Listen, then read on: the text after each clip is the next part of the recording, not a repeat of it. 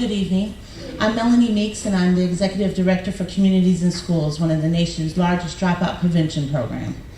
I'm here on behalf not only for the children with Communities and Schools programs and our family resource centers, but I come here as a parent also a new resident to North Carolina for 2 years. When my journey here to North Carolina has been a good journey. However, on the onset of coming here, I realized that the state of North Carolina gives dollars to their education system compared to many states, compared to the state where I come from in Illinois. Now I'm asking the legislators, and I'm going to turn and look at the camera so they understand what I'm coming from. You, as legislators, and you are representative of the people, you gave dollars, you're talking about giving pennies. Our children are worth more than pennies, and they deserve more than pennies. I don't know about any of you that have children, and those that do not, have not actually naturally birthed children, but are a parent. All of the children that are in communities and schools are my children. I look at children that are on the street, those are my children, because it could be just one job loss that I could be homeless.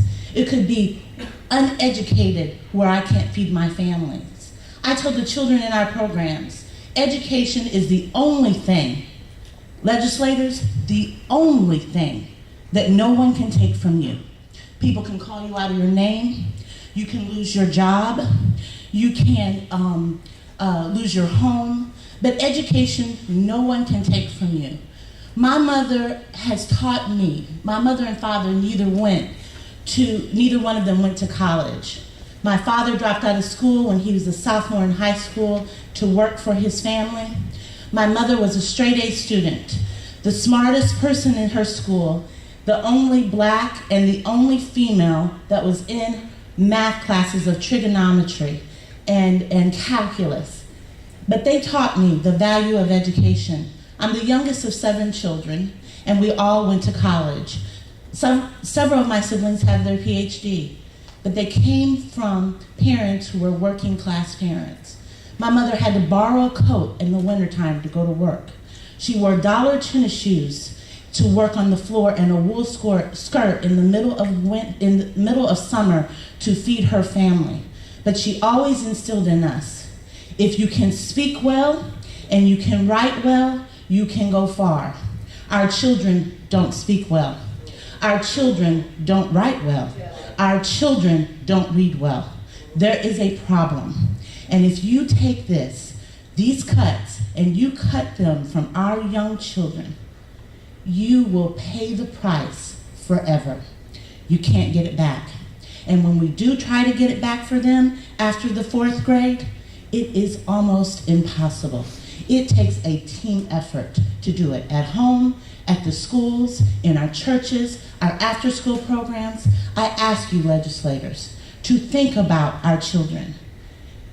Like I said, I tell our children in our programs, education is the only thing that you can keep and no one can take from you. And I ask you, legislators, are you going to take it from them? Thank you.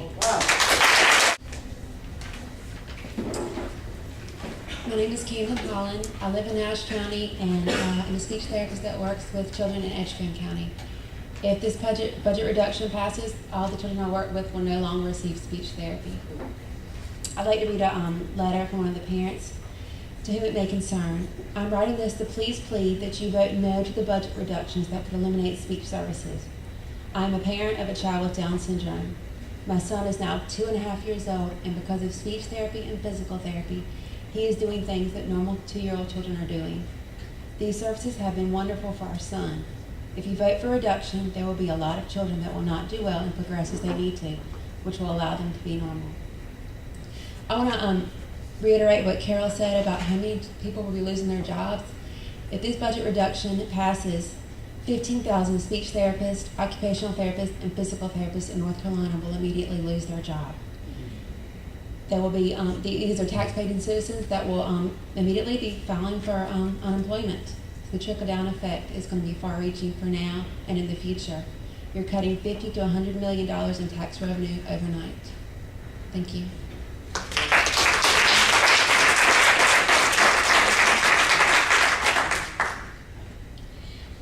My name is Stacy Carr. I'm also a speech therapist who works with Carol. This is a letter from one of the teachers of an autistic child that I serve. To whom it may concern, my name is Anna Shook, and I've been in child care since 2000. And this time I've worked with several children with special needs who receive therapy. I've seen a big change in the children who have received these services. I can't imagine what would be the outcome if these children would have never received help. Think for a moment before you vote. How would you feel if your 4-year-old had never called you Mama or Daddy and had not even said the first word? And this one child that I serve, her parents had never heard this, and I've heard her several times. She's had another daycare worker. When we've worked together, she's called Mom on the phone, and we all take for granted when our children speak to us and they tell us that they want juice, when they call us Mom. These kids just don't. I work with these children every day, she says, and I can tell you it's heartbreaking.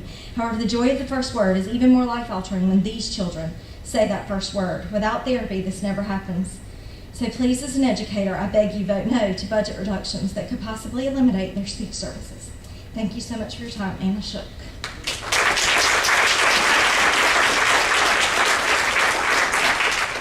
Good evening. I'm Kim Lyon, and I'm a speech therapist for Speech Play as well.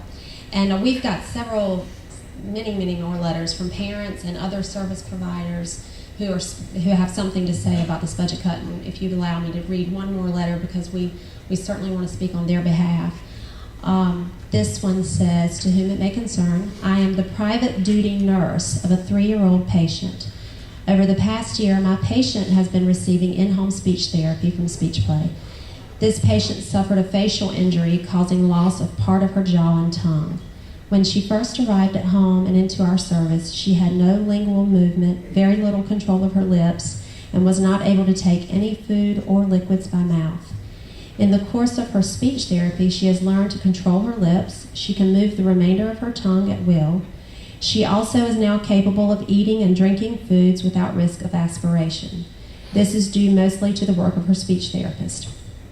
Our therapist set goals and gave both the nurses and family the necessary tools to reach these goals. I have watched my patient grow by leaps and bounds in therapy and feel this is a requirement for her to continue to heal. I am asking on behalf of my patient, her family, and several others I know, please do not reduce the budget for this service. And this is written by a nurse. And I just love how she said that she feels this is a requirement. I'm just continuing to be in shock that it would be considered to cut services that a child needs. As a parent, I can't imagine somebody telling me not to give my child what he or she needs. So anyway, thank you.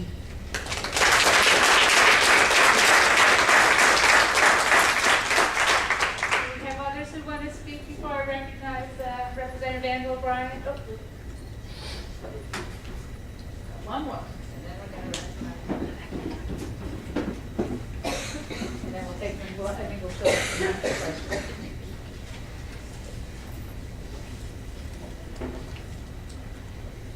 Hello, good evening. My name is Lucinda Hart Hunter. I have a daughter, Angel, that is 12 years old, and at the age of about 4, I learned that she has a hearing disability that by the time she's 18, she'll be deaf. And I thank God for the services that she received in school. She receives an FM system that allows her to hear.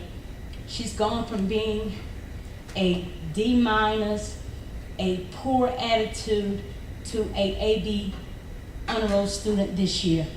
And I thank God for the teachers and the services that she received at that school. And I'm asking, please, legislatures, consider my child, that all that she will have is her education. She now loves to read. She loves to hear.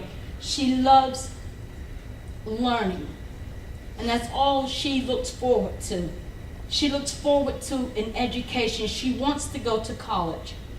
And though she may not be able to hear, she can still learn. Help my daughter to continue her education. Thank you.